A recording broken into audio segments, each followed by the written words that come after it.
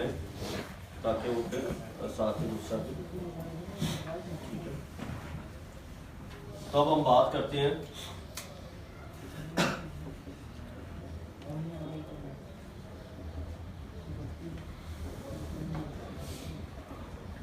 एक हम बोलते हैं cable tray installation. Cable tray installation का मतलब होता है केबल ट्रे को लगाना, और दूसरा होता है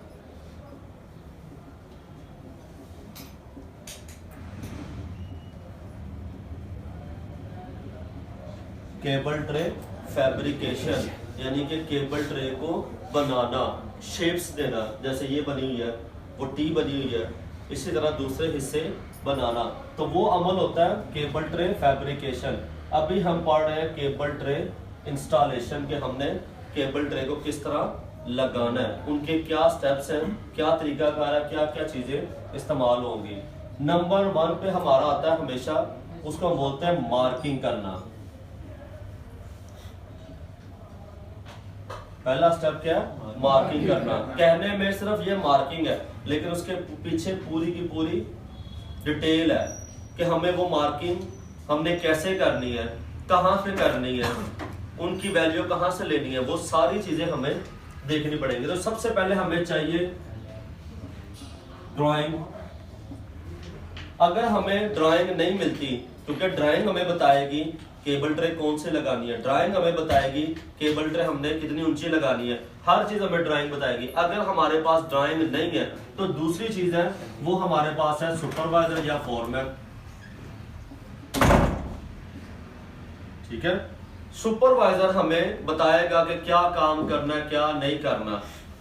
वो किस लिए कि हमें मटेरियल लाना है, कौन सा लाना है, किस तरह का लाना है, क्या चीज लानी है, वो सारी लेके आने के लिए। तो ये हमारा उसमें। अब हमें फर्ज कर लेते हैं कि वो बताता है कि ये हमारा कमरा है, इसके केबल ट्रे लग रही है इस जगह पर।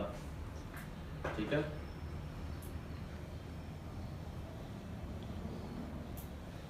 सही हो गया। तो वो बता रहा है कि केबल ट्रे का डिस्टेंस दीवार से, केबल ट्रे हमारी है 1 मीटर पे लग रही है। कितने पे? 1 मीटर। ये हमें वो ड्राइंग बता रही है। हमने क्या करनी है? मार्किंग। क्योंकि जब हमें मार्किंग का कैसे पता चलेगा, हमें वो बता रहा है केबल ट्रे लगनी है 1 मीटर पे, लेकिन केबल ट्रे को लगाने के लिए हमें पहले लगानी पड़ेगी सपोर्ट।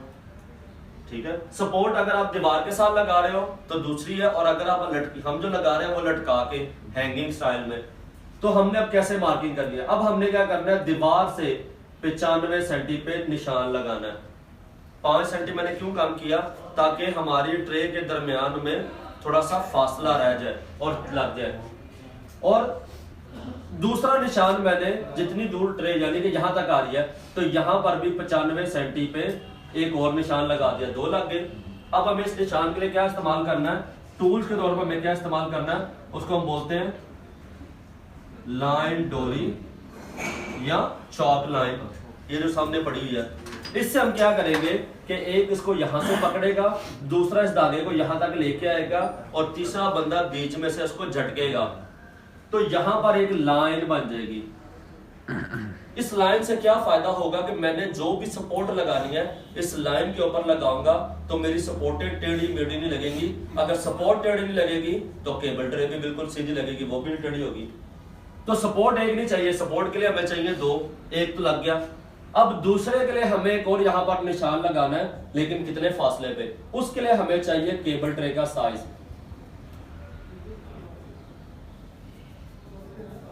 ये कहता है जी ये 4500 450 बाई 50 mm की केबल ट्रे है। तो अब कितने की केबल ट्रे है? 450 mm की। अब मैंने क्या करना है? इस निशान से 550 पे निशान लगाना। दूसरा एक इधर लग गया, एक इधर लग गया। इसको भी लाइन डोरी की मदद से मैंने सीधा, ये है हमारा मार्किंग करना।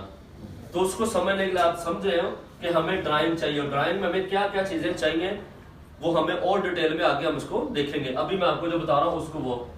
नंबर 2, जब आप मार्किंग कर लेते हैं तो हमारा क्या काम है? अब हमने लगाना है, सपोर्ट लगानी है। तो सपोर्ट के लिए सबसे पहले हमें करना है होल, सुराख करना है, ताकि मैं फिशर लगा सकूं। और फिशर क्यों लगाना है? ताकि मैं थ्रेडेड रॉड लगा सकूं। तो वो स्टेप में तो मैंने होल करना है, सुराख करना है। तो सुराख करने के लिए टूल क्या इस्तेमाल करेंगे? तो वो है हिल्टी। लेकिन अब यहां पर सुराख करना है, वो आपसे सवाल करेगा भाई सुराख कौन से साइज का करना है। तो उसके लिए क्या होगा, हमें यहां पर बताया जाएगा थ्रेडेड रॉड का साइज। तो थ्रेडेड रॉड का साइज हमें बताएगा, ड्राइंग बताएगी या सुपरवाइजर बताएगा। अगर वो बोलता है कि यहां पर थ्रेडेड रॉड लगना है 10 mm का, कितने का? 10 mm। तो सुराख कितने का मारेंगे? फिशर। देखो अब इसे हमारा थ्रेडेड रॉड है 10 mm का, लेकिन थ्रेडेड रॉड तभी लगेगा जब लगेगा फिशर। तो 10 mm के थ्रेडेड रॉड को फिशर कौन से साइज का लगेगा? तो 10 mm का। अब सुराख हमने फिशर से मारना थोड़ी है, हमें चाहिए बिट। तो बिट हमें चाहिए, अगर मैं फिशर लगा रहा हूं 10 mm का, तो बिट में 2 mm बड़ा 12 mm का बिट लूंगा।